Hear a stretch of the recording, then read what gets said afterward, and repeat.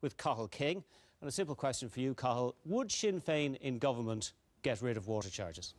Absolutely, David. It's a firm commitment given by the party a long time ago. We have a strong... Well, it's not actually. Well, it's... If you look at your local election manifesto, Cathal, it says you were going to abolish the property tax, but you only said you'd oppose the introduction of water charges, which is a very different emphasis. And on several occasions, Sinn Féin spokespersons have said that getting rid of the property tax was a red line issue. Didn't say anything about water charges until very recently. Well, the simple fact remains we reversed water charges in the north. And we have a very clear position. We've been opposing them since 2010 when we launched our anti-water charges campaign. As I said, we reversed them in the north in 2007 with our Minister Conor Murphy. We have a strong record on this issue, and we've committed to reversing them in government. And we can't be any clearer than that. Did you forget up until the last week or two that it was a red line issue? No, absolutely not. It's, as I say, we've had a very clear position from the start. And if Pearse Doherty is the finance minister in the next government, it'll be abolished. OK, Paul Murphy, you want to get in there? Sinn Féin has a weak opposition to water charges. To beat these charges and to fight the entire well, austerity let Cathal agenda. King go back in there very briefly. The simple reality is this has been Paul's campaign from the start to misrepresent the Sinn Féin view. The reality is, in our last 5 pre-budget submissions, there was no water charges in them. So we have always indicated that we were completely in opposition to water charges. Simple as that. Paul has stated that we are actually telling people to pay for the water charges. Simply not the fact. I've laid out my stall from the very start. Are you telling people not to pay them? I've been. We have a responsible position on this. That we're giving people the issues. I have returned my pack to Irish Water, returned to sender. No contract, no consent. It's not a legal issue, but it's a protest. But we're telling people that we're doing that in the knowledge that I won't get my allowance for my children, that we will get an estimated bill, and there's a possibility of us being brought to court.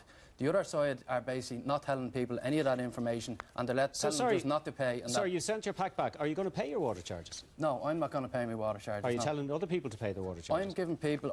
it's not for me to tell people and dictate to people what to do, because there's repercussions for people on this. So we're giving them the information, and I'm telling them what I've done, and then people can make up their own mind based on the information they have. And I think that's important. Sorry, Paul, there's a lot of people who need to bring some people in. Tony Roachford, thanks very much. Just first of all, David, on the statement that people all over the area are happy that the water charges are coming in. The reason I don't have to tell people not to pay the water charges is because when I'm at street meetings or meetings in fields or at the marches that we've been going into with Talis Says No and all the other groups in the area, people are telling me they're not paying. I had a woman with who has a colostomy bag who would get a large allowance, despite the fact she knew that. She said she was prepared to go to Mountjoy. In terms of the north, there is rates in the north. The British government tried to impose water charges on top of that, and we have saved each family £490 every year since. Let's concentrate on Dublin South West, and let's concentrate on the national picture. And let's concentrate on how you're going to pay for getting rid of water charges. OK, well, the water charges are going to bring in 300 million, OK? Very easily, we have a number of different ways we can do it, but I'll just give you one very, very brief one. Third rate of tax of 48%. Your party says that's been used to get rid of property tax, so you can't use it for the water charges. I have a number of different things, so I can go through. Well, I'll tell you what Peadar Tobin sent in a letter to the Sunday Business Post yesterday. Well, I'll tell you what he said.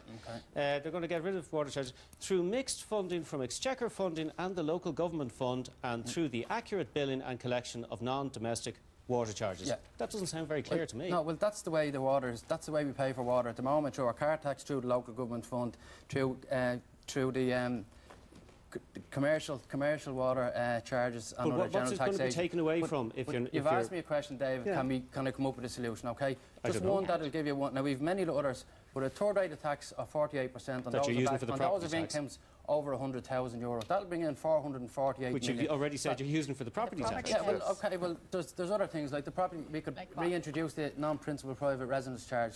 We would put that from €200 up to €400, and that would bring in 140 million on top of that. We've a wide raft of measures. One doesn't have to fit the other, but the fact that we already pay for water, that's the point Peadar was making today.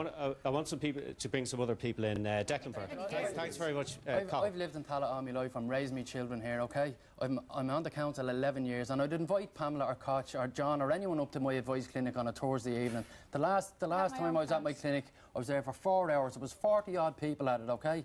All of them except one was in relation to housing. There's people living in tents in Tallaght.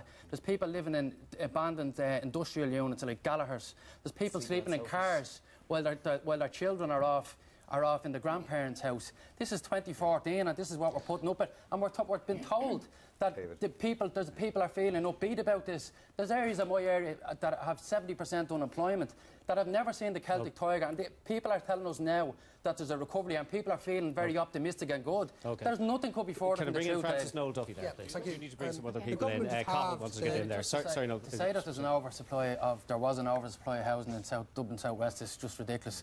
We've had over the last 10 years a housing list of between 5,000 and 10,000 over that time, and unfortunately ourselves and Sinn Féin and others had to actually put our hands in our own pocket and pledge our own conference expenses to go towards the delivery of a homeless facility, a 16-bed homeless facility that I delivered when I was Mayor of South Dublin County Council in 2013. Well, you didn't personally deliver it. 20,000. There were 11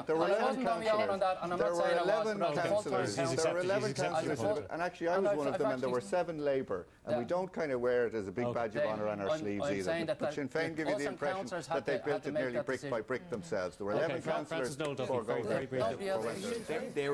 They expect Sinn Féin to get elected. They're a year away from a general